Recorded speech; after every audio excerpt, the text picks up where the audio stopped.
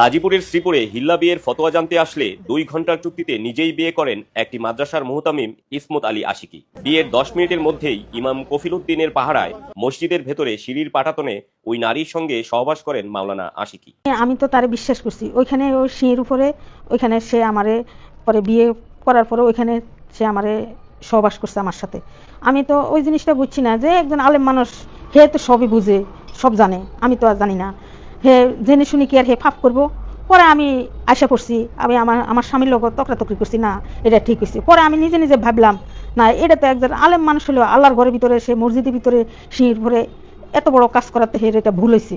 ঘটনাক্রমে জানা যায় বিয়ের 1 ঘণ্টা পরই আবার তালাক দেওয়া হয়। এ বিষয়ে আরও জানা যায় সে মসজিদের ইমাম এটি পাহারা দিয়েছিল। একই সাথে মসজিদ কমিটি সে ইমামকে প্রত্যাহার করলেন। মসজিদের মধ্যে এমন একটা নোংরা কাজ হওয়ার কারণে এলাকার মধ্যে চাঞ্চল্যের সৃষ্টি হয়। কেন ইংলিশ সিস্টেম করে তুই পরবর্তীতে সকল মুসল্লি এবং এলাকাবাসীরা এই ঘটনাটির সত্যতা যাচাই করে। এরপর ঘটনাটি সত্য বলে যাচাই করা হয়।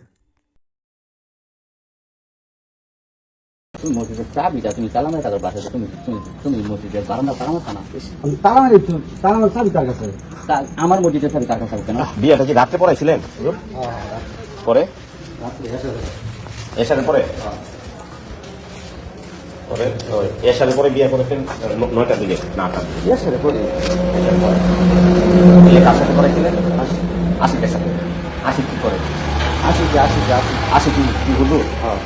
উনি নিজেই বিয়ে করছে।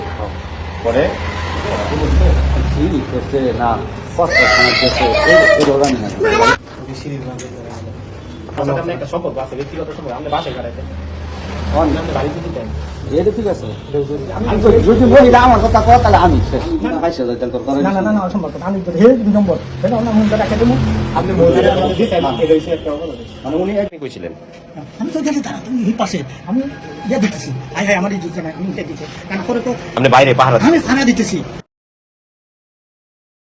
এরপর আরও জানা যায় ভুক্তভোগী মহিলাটি তার স্বামীর সাথে ঝগড়া হলে তালাক প্রদান করা হয়। পরবর্তীতে সেই মহিলাটি এক আলেমের শরণাপন্ন হয় এবং পরবর্তীতে সে মাওলানা পরামর্শ দিতে গিয়ে নিজেই বিয়ে করবে বলে প্রস্তাব দেয়।